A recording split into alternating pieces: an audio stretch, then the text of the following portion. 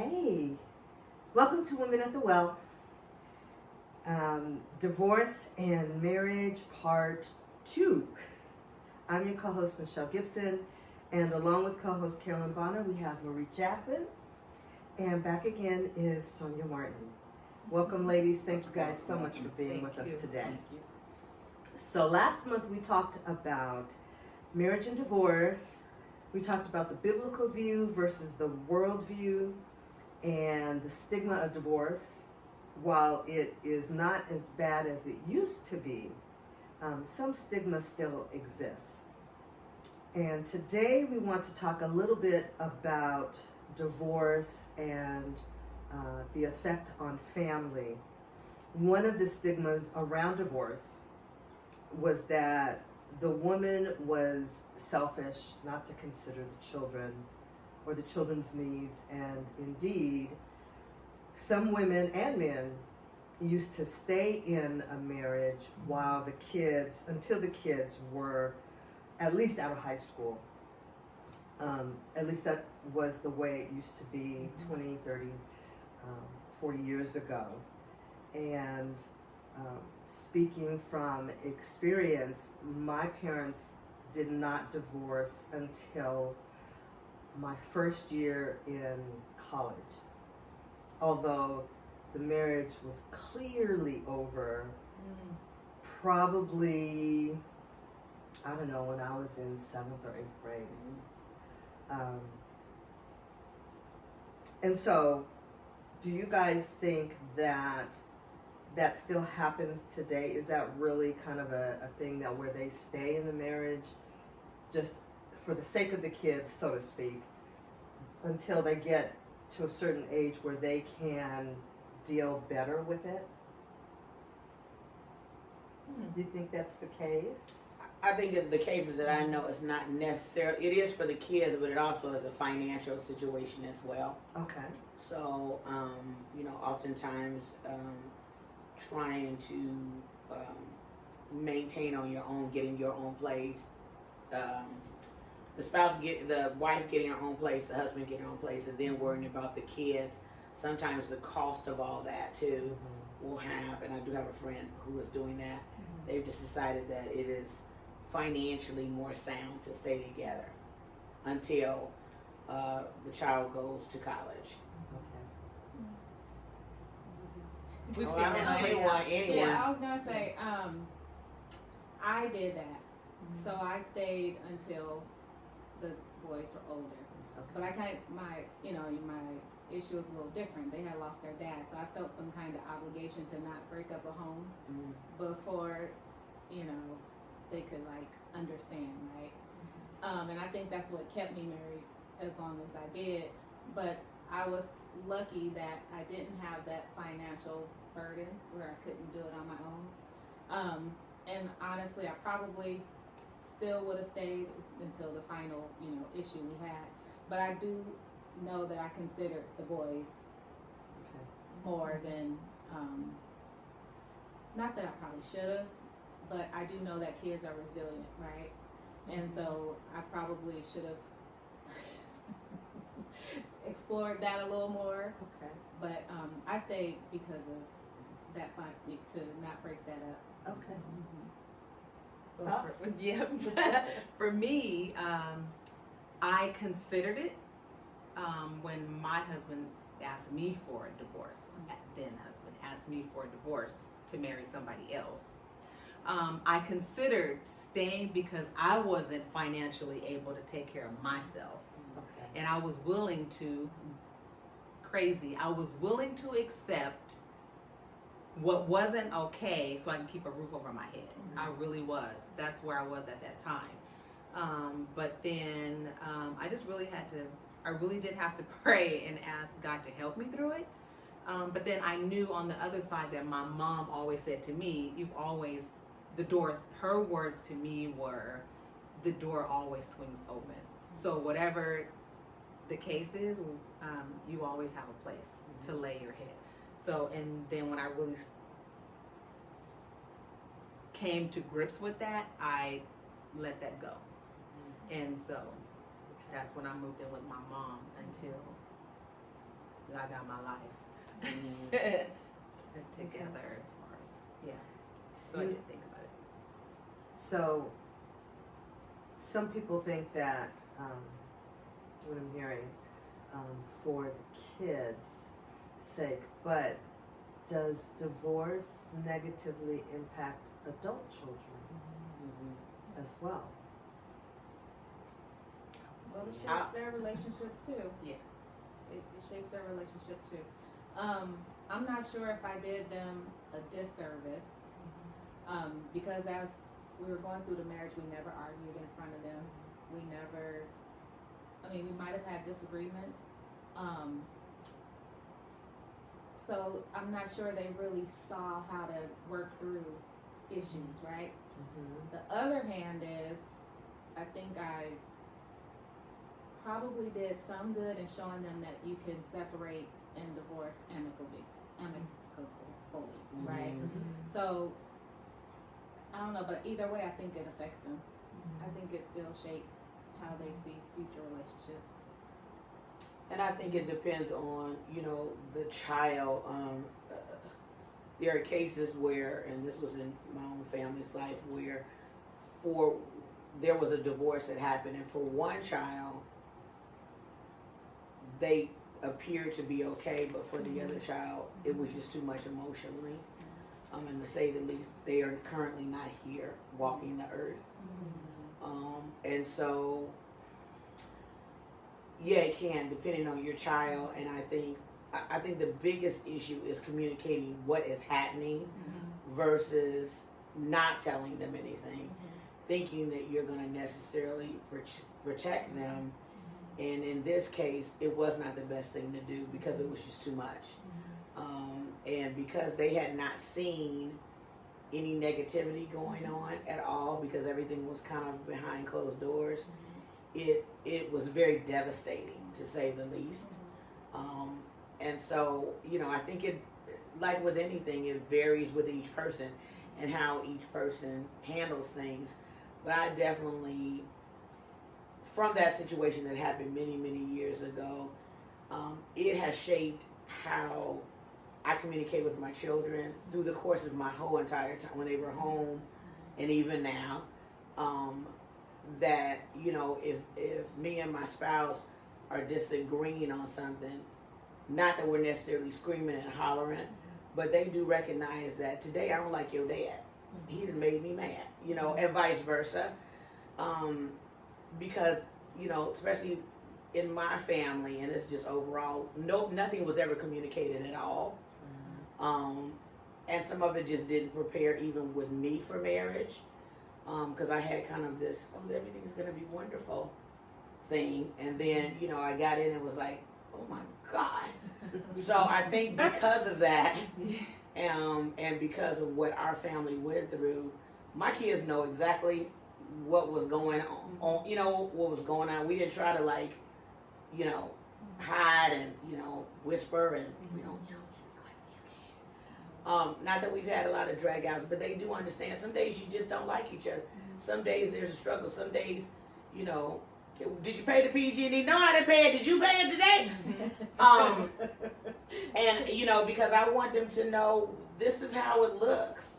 At the end of the day, yes, I do love him. I love you, Dad. But this day, he done made me mad. So I think, all of it, we all have life experiences that have shaped us in some type of way. For me, I believe in communication. So I'm extremely big on that. Now that my sons are old, sometimes they be like, Mom, I know we grown, but really? And I say, I'm enjoying you guys are grown now. I can really have these conversations. They be like, oh. But because of that, for me, I do communicate a lot. And I talk to them a lot. Because one is married and one is soon to be on his way. We hope. So I want them to really understand what marriage, what it really looks like. That's important. Yeah. To keep it 100. Yeah, because I never saw my parents argue. I never saw my parents fight or anything like that. But they got divorced, but they remarried. But it was We had no idea. Wait, they got My mom and my dad divorced. and then remarried. And then they remarried. Oh wow. They did. They separated, divorced.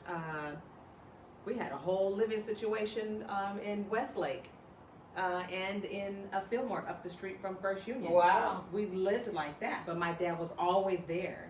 Birthdays, Christmas, those things like that. So he was very present. Mm-hmm. But it was devastating when we had to make a decision where we're going with my mom or with my dad. Wow. But my brother suffered from it. Yeah. So it did affect my brother. Yeah. Tremendously. Yeah. That's what I'm saying. You don't know how someone's going to respond, and that's why I think open communication is so important. And if you feel like one child or all children, whatever it is having a hard time, you need to get in counseling. You know, and I really recommended that for my family, which this was 30 years ago. In counseling, that was something we didn't do. Counseling, we prayed. We're going to pray on this thing and God's going to fix it. Well, it didn't get fixed in that way. So, you know, I think open communication and talking to somebody and saying, this doesn't take away, you know, the love that I have for you. It's just me, your dad can't make it, versus not saying anything, and all of a sudden, you know, here we are. Yeah. So that's effects on kind of children growing up, and now you're getting a divorce or whatever. But what if everything seemed okay, and here it is, you guys have been married, let's say, I don't know, 25 years. The kids are now grown. Right. Now you get a divorce. So do you think there is a negative impact because they're grown? They grew up not really kind of realizing what was going on, but they're grown now. So do you think that then there would be a negative impact? Yes. Because in some degrees it could be actually worse. Really? Because of the fact that even if necessarily the marriage wasn't good or whatever the case may be, you are now disrupting the norm for them. And the norm is mom and dad are together. And all of a sudden that world is now changed. And I've talked to my kids, you know, about this before too. Like if something ever happened to me and your dad, you know, and my youngest son is like, oh, absolutely not. You know, I mean, and he gets mad. It's not even like we're just joking, you know, I'll be joking. And he's like, oh no, you and dad, and he says, I would be messed up. Really? And I said, well, you know, you're grown. He said, but mom, I'm used to you and dad. That's all I've ever seen. And I came back and said, but you're grown, you living on your own, you know, you blah, blah, blah. Mom, but my family is you, and you guys are the foundation of my family. I would be totally messed up. We've even talked about if I leave here before their dad does, and I have told them that if your dad wants to remarry, and I mean this, if he wants to remarry, it's perfectly okay, because he was a good husband to me. Oh no, I mean both of them are like adamant about, oh absolutely not. What you mean? He gonna have to do out till Jesus take him home. Wow. So it's really interesting, and they're both in their 30s, but it's really interesting to them. That is a breakdown of the family. Wow. And as a result of that breakdown of the family, they don't, no, it has nothing to do with being grown at all. Because it's all they know. It's their structure. It's their foundation. Right. Like, what does life look like with my parents not being together? Right. They can't see that. I get that. Yeah. I get it. I'm 50, and my parents are still together. And I'm like down. Like, yeah, no. See? That's, Wow.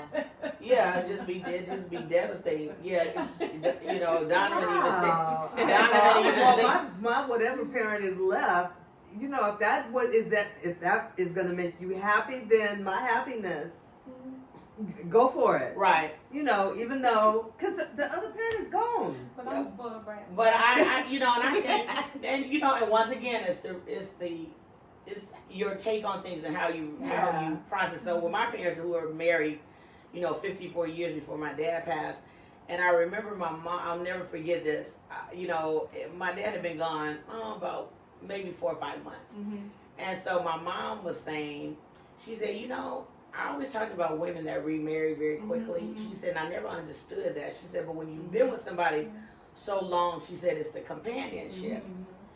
And she said, well, what would you think if I got a little friend? A little friend. A little friend. Now, in my mind, help yourself. I mean, to me, help yourself, right? You know, you and Dad were together, blah, blah. It's wonderful. Now, on the flip side, when Kenneth got in the conversation, now this is not even my husband's, you know, parents. My parents were like parents to him, but whatever. Kenneth was like, well, Mom, we can't, there better be a girlfriend. Oh, What you mean? You know, and we were like, I said, Kenneth, you're kidding, right? No. And my brother wasn't having it either.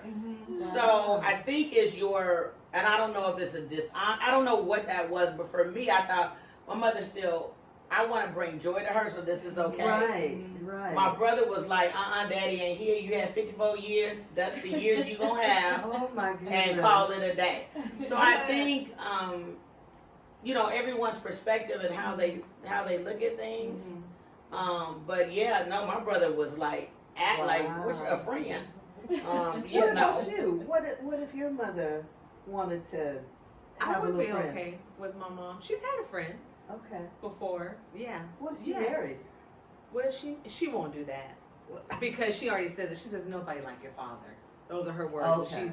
That's just it, hands down. But dinner and outings and like that, yeah, she's done And that. a warm handshake. And a warm handshake. A little good, right? The small of her back. Look here, ma'am. But a friend going out, yes, but she won't. Okay. I don't think so. But for company and things like Yeah. that, yeah. I have no problem. Right. Okay. Isn't it interesting where you said, you know, and everyone has different Yeah. of you know what that looks like for them. To Yeah. me, that wouldn't have dishonored my dad. And I was a daddy's girl. Believe, contrary to everybody thought, you know, Sister Nile and Carolyn, Sister Nile, I was really a daddy's girl. But you know, and I probably would have said the same thing to my dad, like, you know, that you had those years and those were precious years. It's great, but you know, you're still here. Yeah. But everyone looks at it differently, and then more importantly, how it comes out. Because a lot of times for even young people and young adult people, even it can be very devastating. Like you can start noticing difference in behavior patterns, where you think, well, they grown and they living their life, but a lot of, depending on the child, can be very devastating. Yeah. So the ones, the children where it feels like it's devastating to them, do you think that they feel because the same thing is doomed to happen to them? Maybe? I don't, when I say this, I say it because, I do know instances of this where I don't even think they've gotten to that part. I think they're just in the moment of what has happened. I don't necessarily think that they think, oh, now, you know, my parents' divorce is going to happen to me. I think in the moment of it, that's all that they can see. And trying to help them get out of the moment, because for some of them, and I do have a good friend who this happened to, you know, he ended up turning to drugs as a result of it. So it just, you know, so it very much happens. And I do have a couple of friends who refuse to get married because their parents divorced. So it affects grown people too, in the sense I think that you're speaking, where they are truly afraid because they're scared of divorce. I don't know why. Do you think, or is it, I don't know how good you know these friends, but have they talked about because they were caught by surprise because there was no conversation, or it was it bad all along and they're, you know, afraid because it just never was a good marriage? So one in particular said that they feel not, I can't think of a better word than karma, but almost like a generational curse. Okay. Okay. So that, I do know one of them specifically said that. Okay. Okay. Wow, that's interesting because that, you know, my parents got divorced and then I got divorced. But my brother stayed married until he passed away, and they were married, almost 40 years, I think. Maybe. Wow. They were married a long time. And to this day, probably still would have been married had they not passed away. So I think it just depends on the person and how they process it. And I know for my family, for my brother, we were such strong people of faith that had not God been in our lives, it could have turned out very differently. Very, very differently for all of us. But I think, you talked about communication before, and I think that is so key. And, we were not just like, because you and I are older, going to counseling was not a thing. It was no, the Lord will fix pray on it. No, right. Pray on it. Yeah. That's right. All we had to do was just pray, and God would fix it. Right. And on the outside, it looked like maybe God fixed it, but there's so much emotional stuff that people just back in our day just didn't deal with, and maybe even today a lot of people still don't deal with. They just figure if they sweep it under the rug, or if they just don't think about it, just don't deal with it, it'll be okay. But that is so not the case. No. Not at all. I think many resources are now so available, and we're talking. I would say today, moving forward, that we talk about it more. You hear it a little more. Mental health, we talk about that, right? So, and even with Pastor Bonner, go sit on the couch, go lay on the couch. So it's not like taboo if you go get counseling. But I think probably if it hadn't been discussed many years ago, well, I think probably more of us are made in it the through. mental health field too. So Yes, that's true. That's true. A little better. That's true. We have more resources. And then recognizing it is okay. You're not a failure because this has happened, nor are the children for whatever reason. And I think that's, because first of all, you have to recognize that you need help because you can't fix it on your own, what's going on. And it is okay. The pastor said, don't use the word we're human when we err. But, we are human in the sense of that we do need other resources. And it's okay that, for whatever reason it didn't work out, but you want to move on from it. And bringing the kids to assure them that this is not them. Because it's really interesting, when you make the decision to divorce when kids are little, the first thing that you see TV shows or whatever, they'll be like, it's not you, mommy and daddy still love you, we still love you, blah, blah, blah. And, that is said. But I think we don't say that enough to the ones that are teenagers or the ones that are 25 or 30.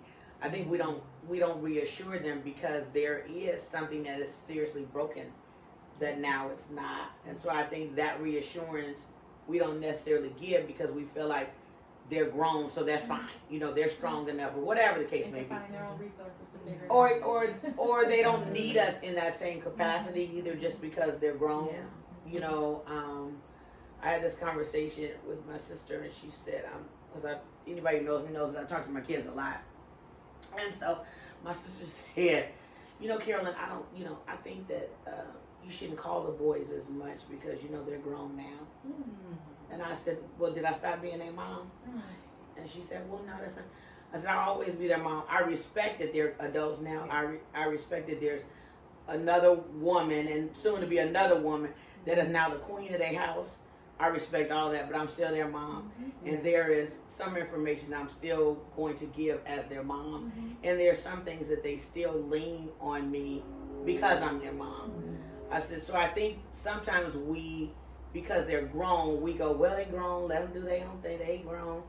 I don't think our job stops just because they hit the age of 18. No, not at all. Or 21.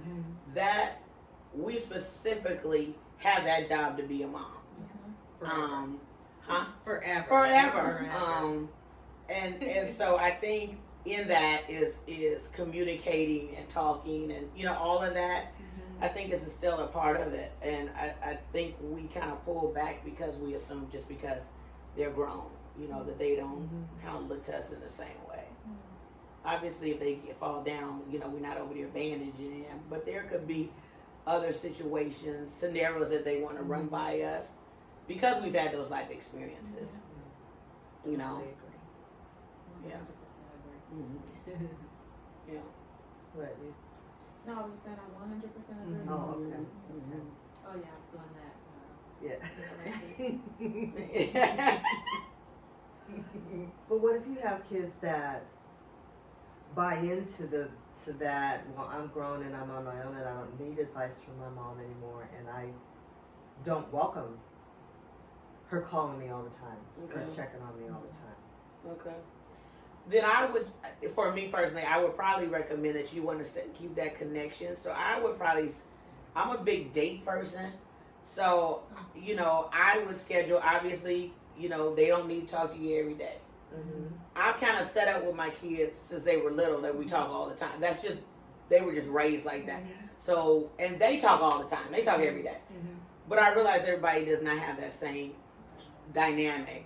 But maybe schedule dates. I think it's important to keep some type of connection. So, and I'm not saying once a week dates. I'm saying maybe once a month. Let's do, if they're locally, let's do lunch, let's do dinner, but I think you want to keep that tie some kind of way. So maybe it's not once a month, it's every quarter or whatever will work. But I think as parents, I think it's our job to do that. To keep that connection. I think it's our job because our kids kind of know we're always there. They might not. We might not think that they need us, but we are that stability for them, regardless if they never say it.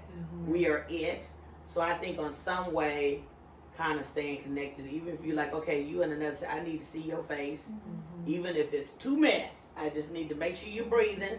And hang up the phone. But I think that connection is very important. I think as parents, we've got to keep that connection. I agree. So in what I'm hearing is, the communication and the connection as a parent, but even in divorce, that should still carry on, right? That with both sides. Even more. Even more. Why do you say even more? Because they need to know that your parents are still so much involved in your life. And it's not just because mom and dad aren't together. It doesn't make any type of separation. So even more. I would just say even more, just to reiterate that. I love you and you'll always be available. I will say that my kids' dad, they were always a part of. Even though we didn't make it, but they were always there. And still there, right? And still there. Right today. Yeah, my today. ex-husband has a great relationship with my sons. And those are not even his. Some natural born sons. Right. Okay. Even when, let's say it was an abusive relationship. Been there, done that one. They were still around. Oh, okay. Still around. Yeah, so that you would encourage that connection and that communication, that relationship to continue, even though the child knows that the other parent might be like an abuser. Oh, they never knew that part. But I'm just saying, I knew it. But I'm just saying, for me, even for me, knowing what I've been through, my kids didn't know it at the time. My ones didn't know it, but their relationship was still, in other words, dad was still there for him. That's what I'm saying. We don't want them to be in harm's way. I don't know if that's what we're trying to do. So if it is, if it's harmful to you, and and potentially harmful for them, no. Cut off. Oh yeah, but I just think that they'll make their own decision about the abusing parent. Right? So. Or whatever kind of parent, whatever. Yeah, because we were talking about the abuse. So I'm just kind of thinking, like, I probably wouldn't say don't ever talk to my abusive husband again. Mm-hmm. Who's your father, Mm-hmm. right? But I think what they see, they'll make that own assessment and judgment of how to deal with that parent. Okay. Okay. I was just bringing it up because a lot of times, you know, we always want to try to keep this real, right? And a lot of these things are not really talked about. And so I think how children deal with things better is when things are in the open, things are transparent, and there's communication. And so I think this has been really helpful to talk about things that are not talked about, right? I agree. Any other comments or? I just want to, I'm going to go back to having the open communication with your grown children, because I know even in my son who's in a marriage, you know, will say, well, Mom, what is your thoughts on how his wife receives something? Because he goes, I don't get it, you know, and he goes, you know, he said, I need another perspective. Mom, what about you? And then I love my son, but I'm not going to agree with him just because he's my child. And they both are very clear, you know, that I'm very real. You know, if he wrong, he just wrong. So, and vice versa. And so he'll say, well, Mom, this is just totally unreasonable. And then I'll say, you know, you're being ridiculous because this blah, blah, blah. Really, Mom? Yeah. Oh, okay. And then I'll say why. I don't just say it, but I say why. And he goes, oh, okay, you put another perspective on that. I really didn't see it that way. And I've even brought up examples of me and his dad. Like, you know, Daddy looked at it this way and I looked at it that way, remember, blah, blah, blah. And he'll say, oh, yeah. Because sometimes when you're in it, you don't see it. So having that conversation of, you know, some things that maybe they looked at it a little bit differently.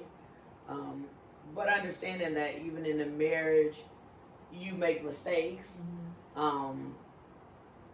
and what you can do better. Because I'll say all the time, you know, I made a lot of mistakes and stuff that I didn't necessarily know being married so young, that I think a lot of stuff I fought my husband on that was just unnecessary. I was just trying to prove a point. So I try to share these things that they don't go through that same thing that I went through. You know, just being stubborn and evil just because I wanted to be on some things. So I think communication is just really the key. Really, really the key.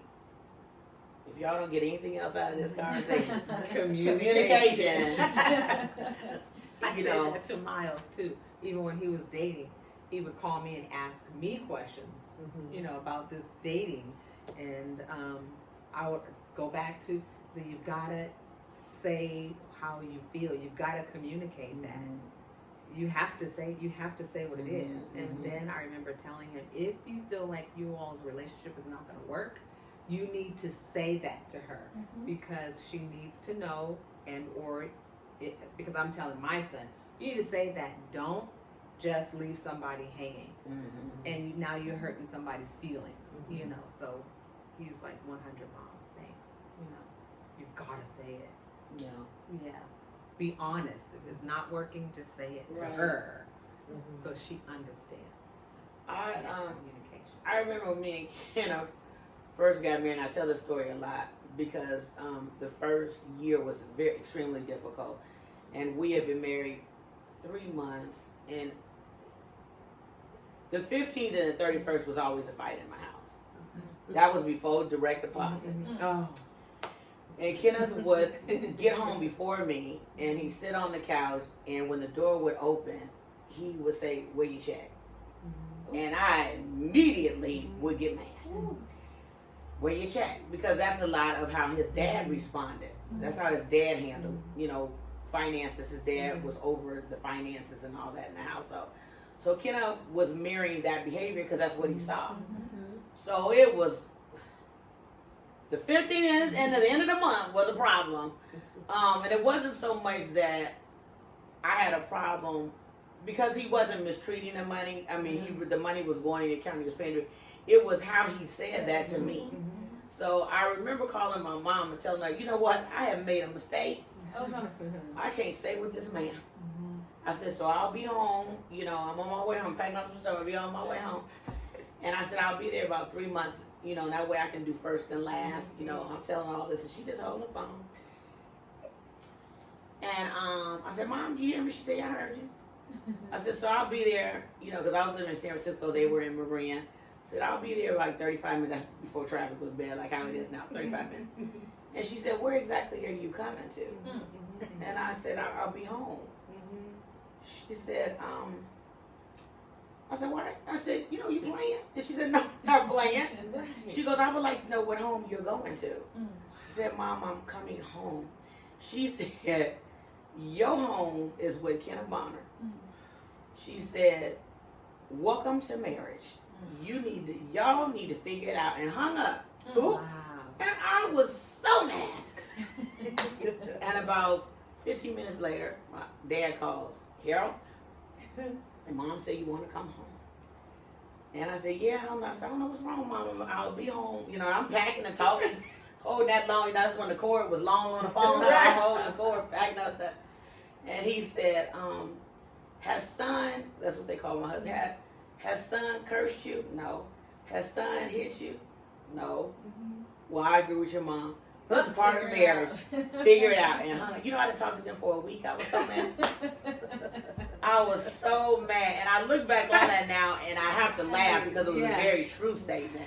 And it's funny for them. Now, my response would have been very different in that I would have been asking numerous questions. You know, what specific, I'm telling them I'm coming home. My parents never even did. They just said, welcome to marriage, and figured out, which obviously we figured it out. Right. I would have been like, what did he do exactly? What happened? Well, blah, blah, blah. Ask. Well, but not. Yeah, I would have been like, that's your name, or did he hit you? yeah, that was, Okay, yeah, that's right. happened? They didn't ask nothing about, well, you know, I didn't even get to like anything where I would have been like, okay, what happened? Now, what do you do? You know, and it's just funny how, for me, it would have been, I would have been probing, like, wait a minute, maybe there's danger, or maybe it's something, you know, like, why you gotta come home, and blah, blah. So it's interesting, the time, 40 years ago, that conversation, and now if I was to get that call, I would definitely be saying, blah, blah, blah, which I would have probably said in the same token, that this is marriage, and you guys need to talk and communicate how to do that. Right. But I would have probed more. Yeah. You know, is anybody any harm? Like, what, you know? So it's just really interesting, you know, how the decades go. Then and now. Yeah. But she said all she needed to say to me. Figure it And out. after a week after I did talk, and then I called her and she said, I knew you would break down and call me. She said, y'all talk? I said, yeah. Right. You figured it out? Right. Yeah, and thank God for automatic. I think they just started automatic deposit. That saved my marriage. The automatic deposit saved my marriage. I'm telling you. Don't ask. Oh my Already goodness. there. Yes. Wow. Oh, yeah. I had a thought and it just kind of. Oh, But you talked about. Oh, that's what it was. Because you said decades, and I thought about generations. And so, do you think today's generation are they too quick to leave and not stay and try to work it out, or what are your thoughts, everybody? Too many people in each other's lives unhealthy. Like, Now? girl, if I were you. Today. Girl, if I were you, type of thing. You know, girl, if I were you, and social media, you know, social media makes things look so perfect when it's not. But I think that it's so much, there's so many interferences. Too many interferences that are not, there's more negative than positive, but then again, we have to position ourselves where we need to be to get the positive feedback. So you're thinking that because there's so many different types of interference, that they are quick to chalk it up and walk away. Yeah. It's the time has changed. Okay. You've got young moms with young children, and many are not getting the training or the support that was available, like your parents. You know, it's so quick to, girl, he's fine over here. You just go out together or something like that. But again, you got to position yourself to where you're around positive people that are going to encourage you to talk it through, to communicate. Yeah. So I think it's more of a challenge. Okay. It's more of a challenge today Okay. because of the interference. There's just so much going on here. I think there's a lot of things, right? I do believe that people are leaving situations sooner, right? Okay. But I think part of it is because there's such an awareness of mental health now. There's more people going to counseling now. There's more people with their own resources, so they don't have to rely on each Oh, other. you mean like financial resources? Financial resources. Mhm.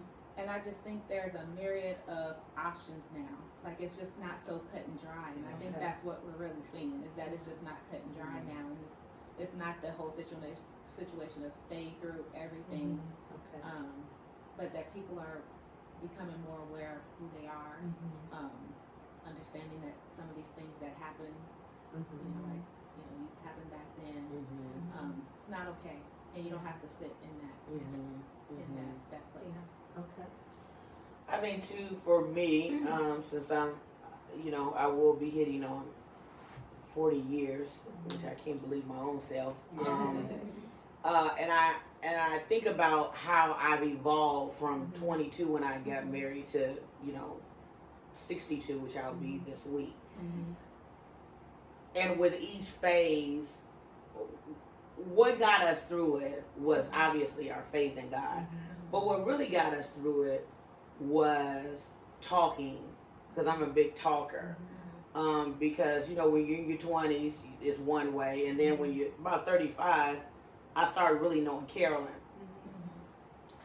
And once I kind of knew Carolyn, I was like, wait a minute. I'm now in ministry. I don't know if I really want to do this. Not to this level. And I had to really talk with Ken. Like, we had to really, really talk about, this is not what I envisioned to be happening. I thought we was going to be free and do some stuff and, not worry about a church and not worry about... So with every phase that I went through, we started talking more. Because, as you're evolving and growing as a person, your other person may not be coming with you. And if they're not coming with you and don't respect that you're evolving, that's a problem. Because really, I would have to stay with my husband. He pretty much stayed the same. I almost can really say that. That person 20 years ago is this same person, really, because he doesn't really require a lot. I do. And so, luckily, thank God, he allowed me to kind of grow along the way. And he was like, okay, here she go. And he had kind of, to a certain degree, adapted as I needed more. And I think that still goes back to, and it was painful. So anybody else, this wasn't an easy thing, because, I don't want to make it sound like, oh, that's just beautiful. It was painful in a lot of areas. I lost my parents when I was really young, so that was it was just a lot of challenges along the way. But making a decision, and he always said, no matter what, Carolyn, I was staying in this thing with you, and so we got to figure this out as we go.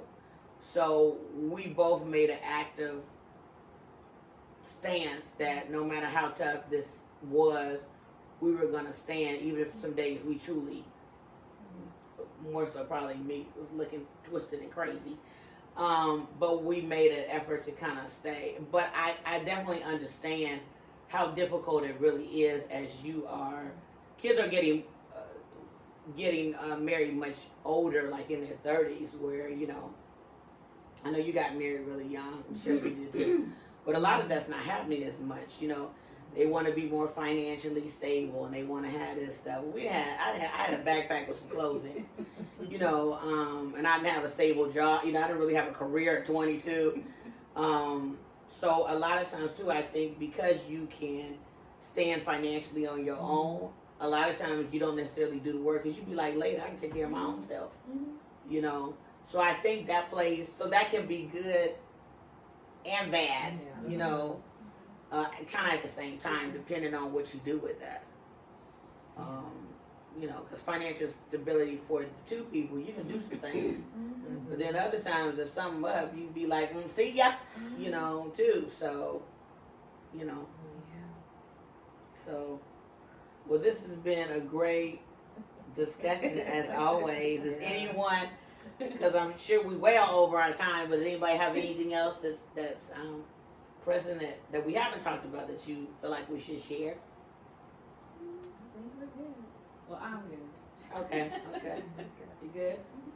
Okay.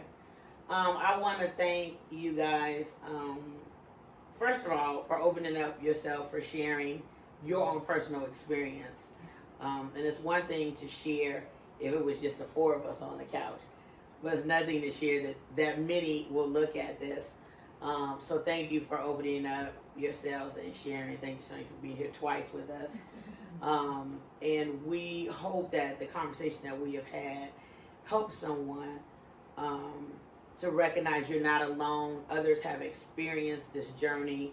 Some are still going through the journey. But we can make it, but more importantly, we can make it because of Christ.